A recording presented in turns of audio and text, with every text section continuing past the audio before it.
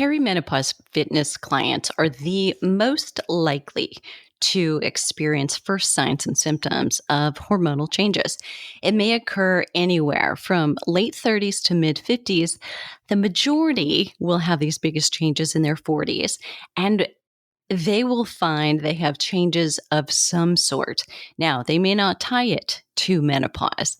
It may be weight gain. It may be fatigue, tired, and it also could be any one of 34 symptoms recognized as menopausal, some of which are tingling and electricity. Some are related to mouth and gum health that you may never put together. However, I highly recommend that you, dear trainer and health coach or wellness professional, are reviewing those so that you understand. You stand to spend the most time with your clients, far more than a doctor.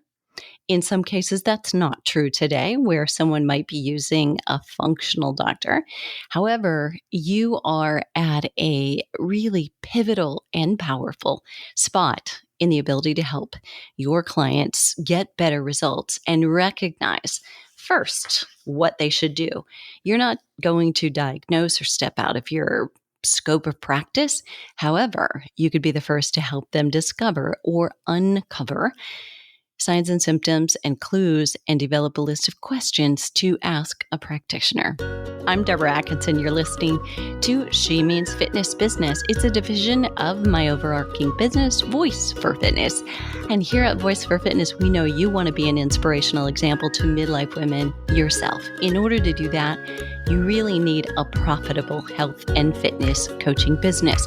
As much as you might say, I love this, I'd do it for free. Stop saying that right now, and here's why. You need the power that having a profit will lend you. Whether you want to use that to scholarship people or donate to charity is entirely up to you. But having that gives you the resources to build a bigger platform, to be heard, to be seen with a message that you have that's valuable. And I know exactly how it feels to have the tools and the heart and the brain and the education and yet still not be attracting the right people. Marketing and sales are a big piece of this. For over 25 years, I've taught health fitness pros internationally as a master trainer and presenter at most of the prestigious health and fitness conferences internationally. And I help you because I've been there myself. I literally had to put everything to work for me at 49 when I dumped, scratched, ditched, started from zero, building my own business as opposed to somebody else's. So I know this works because I've gone from zero, from $13,000 in the bank, and that was it, to over six-figure months. There were years in those lean early years where I wasn't making that annually. And you can do it. So here's what I do. We have a 3-step program. We first get you more clients. We make sure you're getting profit from that. And we guard your time very carefully. But before you jump in that, I want you to get my Health and Fitness Business Pros scorecard. It's a 2-minute download. It's a PDF if you want to print it off, but it will tell you where you are. It will tell you in every step of the way of important components of your business where you have holes so that you can see where to begin putting your time, money, and energy first. So I will put the link to that in today's show notes so you can stop feeling like your dream is slipping away while other less qualified and less heart-centered coaches make sales and get more clients because they've polished that marketing and sales tool. And you can too, with integrity and feel good about it. Okay. Let's dive back into this, perimenopause. And we're splitting this up. This is the first, by the way, in a series. I'm going to talk about perimenopause. I'm going to talk about postmenopause. And actually, I'm going to come back into the middle and talk about that messy middle menopause transition and the differences about training them. So here we go. 5 things to know about perimenopause fitness clients. We opened it up with, this is the most volatile. This is the place where they will probably notice signs and symptoms they may or may not directly correlate or associate to menopause. I know I didn't. I had a few night sweats, and I have to now look back to realize, you know, I know what that is, right? Mine didn't happen consistently. It was like a sporadic, wonder what that is. Like, am I getting sick? And so it never gave me pause, honestly. And someone who's studied physiology, biology for decades, you would think might have a little awareness of that. But even I didn't, now that's a more obvious symptom. Never had anything during the day. That might have helped me associate it. But many of the clients that you will come across are also going to be like that. And not just that, but with weight gain or with belly fat or seeing cellulite for the first time, but also some of these feelings of electric shock and issues with gum or mouth. And there are so many things that are just very random that you would say, really? That's a menopause sign or symptom? Because you probably rarely hear about it. However, familiarize yourself with that, because you may be the person talking to them and may want to say, hey, take this checklist. Do you have any of these things? And let them read through it periodically and look at, where are they? If they're not getting results from what you're doing, and you have a sound exercise program, this might be something to look at. All right. During this perimenopausal time, as a trainer or health coach or other wellness professional type, you have the best possible opportunity to positively impact not just their symptoms, but their health, and not just for today, which is what we want. We want immediacy. We want it fixed right now if we have a problem, but you are helping them solve a problem that they don't know they will have in 10 years or in 20 years, which may be a loss of muscle that is significant enough now that they've defeated their own insulin resistance. They've added belly fat, and specifically visceral belly fat, and they've lost bone density. They've become what we all fear: frail, and osteoporosis is much more obvious and a real threat to their overall long-lasting health. So here we go. Perimenopausal fitness clients can experience any one of more of 34 symptoms, or can be entirely asymptomatic. But that doesn't mean changes are not happening. So you can't wait for there to be a problem that shows up. If they do begin gaining weight or gaining belly fat, what that means is the scale has tipped, and maybe scale's not a good use because we have different uses for that here. I'm not talking weight measurements, but I'm talking the bucket has tipped. The bucket is tipped over enough that there's significant losses. And that's why you're seeing that. So knowing the status of their regular cycle or irregular cycle, if it may be, or how long it's been since they've had a cycle at all, and the way they feel throughout a cycle, if they're still having one, can help you modify training to optimize results for both now in dealing with symptoms and in later life, maintaining optimal body composition, strength, and bone density.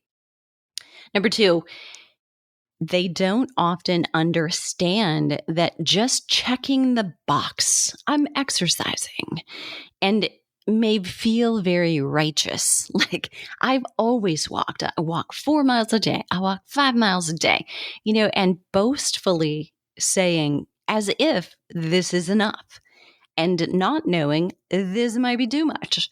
It doesn't necessarily support a reduction in symptoms of perimenopause or prevent the problems down the road of muscle and bone loss. Science literature and the complete references, if you are listening and you're a prove it to me girl, so am I. We have listed these multiple times, so they are on the site. You'll see it in previous blogs and podcasts, and both in You Still Got It Girl and Hot Not Bothered references list. And in fact, if you go to flipping50.com and you type in book references, book resources, those 2 pages will likely pop up, giving you hundreds of references and resources, some of which now probably have a follow-up and it's been a cited by. And so you'll find something even more digging into the rabbit hole of support.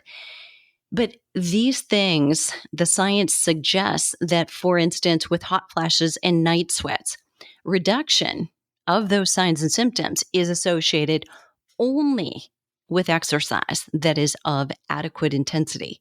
So, very often in the last 7 years, 7 to 10 years, I've posted that exercising appropriately will reduce hot flashes and night sweats. And I have had people in the public say it's not working for me because they're working on that, checking the box, but not qualifying the check. So they're not using the right pen to do the work, and they've got to be exercising intensely enough, meaning this is high intensity interval training. This is not interval training where you do a little jog and then you do a little walk.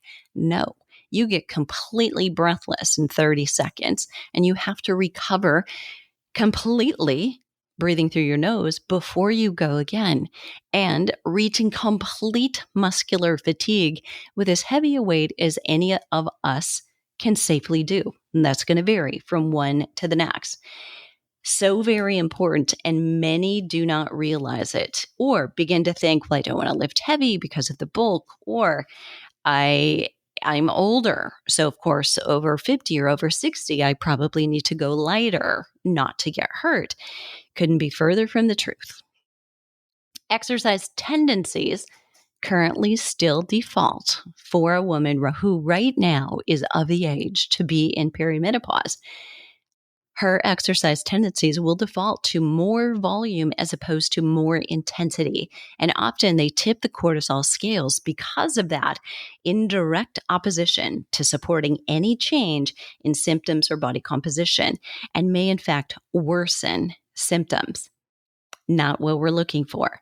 But that is where people are tuned into volume. More must be better. And by more, instead of picking up a heavier weight and doing more weight or working harder, going a little faster on the bike or the treadmill, or going against more resistance to elevate the heart rate more. No, instead, they're going to add another session during the week, or they're going to extend that session to 45 minutes instead of to 30.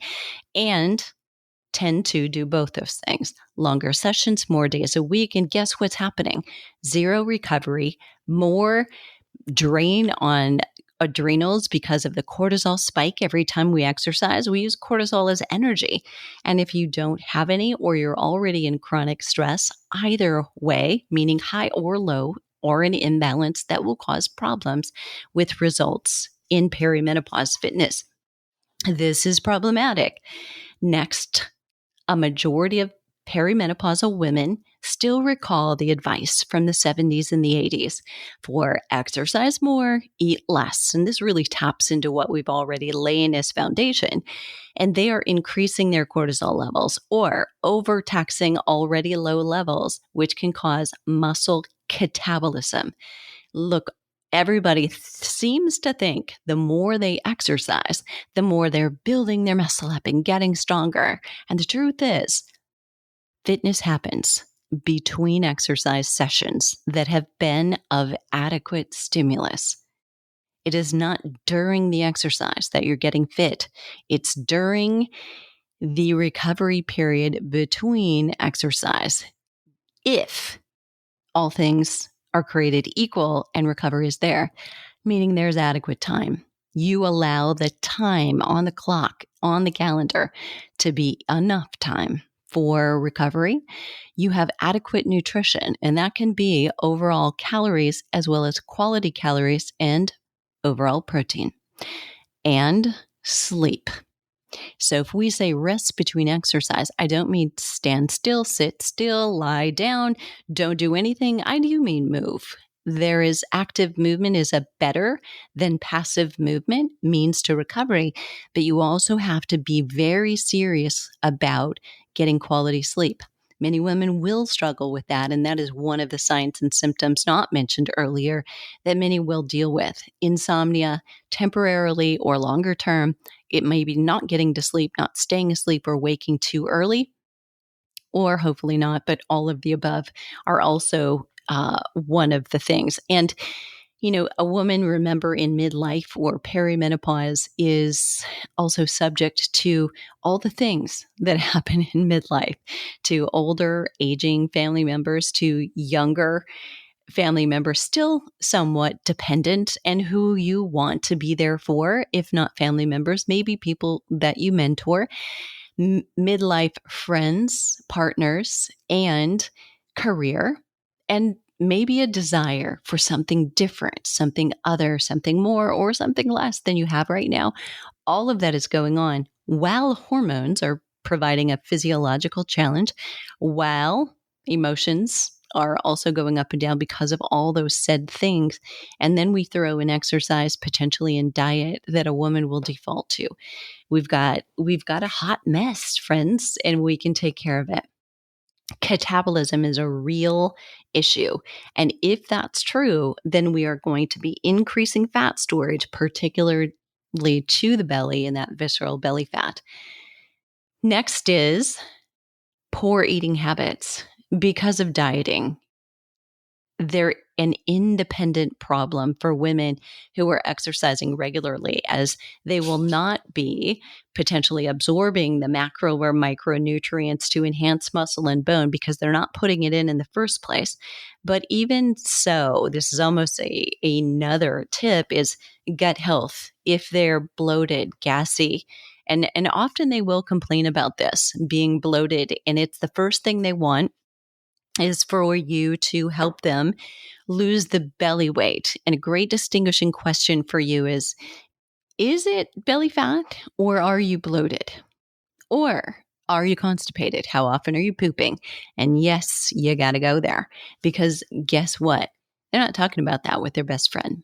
They're not talking about it with their partner, because how sexy is that, right? And they're often not talking about it with their doctor. If they're going to a Western trained doctor, they're getting very little time with that doctor. And they may have gone to them repeatedly out of habit for decades, but it may still not be a great relationship. So, this is something that you want to be aware of. And again, make it just a routine part of what you're asking. But when somebody asks for core exercises to solve a problem, you want to be sure before you give core exercises that you have the right problem identified. They may not if left to their own devices. Okay. All right. So, even a woman who temporarily finds that she's leaner with current under nutrition may be increasing her risk for reduced muscle mass, low bone density, or other issues often supported by optimal nutrition later. Now, in perimenopause, is the absolute best time to begin working with heavy weights and to avoid over exercise, as well as to really get a handle on the mental mindset piece of fear. There are a lot of women still in their 60s, even their 70s, who fear eating regular healthy foods, and they're cheating the system. They're doing things like drinking or eating boxed or um, liquid shake drinks that you can find in the grocery store or on your corner pharmacy, that, as many of you already know, and I'm preaching to the choir here, have toxins in them and have ingredients that end with OSE, which generally is either a milk product or a sugar product. Neither good. And many pseudonames, there are at least 36 of them, for sugar are not recognizable by these women. But all they have grown to read is how many calories and how much protein and how much carb. If it has very low carb, it has some protein or more protein, and it's fairly low calorie, in their book, it's in. It doesn't matter what the ingredients are. And that really we need to turn around. You've got a ton of content from what I've just given you. The biggest tip regarding perimenopause fitness is this: their toleration of exercise may be lower. This is the exact time to reduce total volume, enhance recovery in order to improve the menopause transition and avoid muscle loss and fat gains. And you are pivotal I think I just gave that word extra syllables, pivotal. Let's try that again. But you're that person with leverage to help them be aware that this shouldn't just be an immediate urgency thing, like I want to lose the weight at all costs, but it should be let's lose the weight and let's find out why you gained it in the first place. And all that's happening to them, the reason what they used to do isn't working is because their body is actually just under far more stress, and what they were getting away with isn't working. It may not have been working in the first place. Realize, please, that position statements and guidelines that were derived out of all ages and both genders potentially do not apply to your menopause fitness client. Too little research features women at all, and a very, very small fraction of that features women in menopause and postmenopause. And by the way, postmenopause is till death do us part. So we're going to dive into that in the next episode. First of all, though, I would love to hear from you, and twofold. I'm going to put a link below to both the Flipping 50 menopause fitness specialist. So we have been training fitness pros and health coaches since 2018. So we're coming up on an anniversary. In fact, it was in November that we launched. And I would love to have you join us. We are giving some really super great bonuses and a super great special as we approach this anniversary month. And we are also hosting something different. So if you've got clients, you're getting them great results, but you need more of them. You need more traffic in your programs or one-on-one. We are doing a brand new mastermind for Flipping 50 menopause fitness specialists. And if you are not a specialist, you've done the certificate, or you're a specialist and not an advanced specialist, reach out to us and ask a little bit more. There is a founding members rate for this first 4 to 6 weeks, or until we reach the maximum that we will allow in at that rate. And 3 times every month, we are meeting to talk about offers, talk about messaging, to literally go over your problem right now. What do you need solved? And if you're listening to this live, it's helpful any time of year. But if you're listening to this live, September and October are pivotal months. There's that word again. I got it this time. To lay the foundation for your next year. You want to be working always 6 to 9 months ahead and knowing what your launches are, but you don't just want to decide, I'm going to start this program at this point. What you want to focus on is the 6 to 8 weeks leading up to the program starting, when your cart is open, and the time before that, when you are putting the content out that makes someone ready and wanting and excited to get in and get started with you. So if you've kind of let that slip off your radar and I'm feeling like I'm moving by the seat of my pants, follow up with support at flipping50.com. Say, hey, I'm interested in the mastermind, and I'll put the link in the show notes so that you can get there easily. And that will be, by the way, at fitnessmarketingmastery.com/perimenopause fitness clients. What are you waiting for? The world needs you right now more than ever, and women in midlife are seeking qualified fitness professionals, and they're looking for a certain language and messaging, not a title. You got this.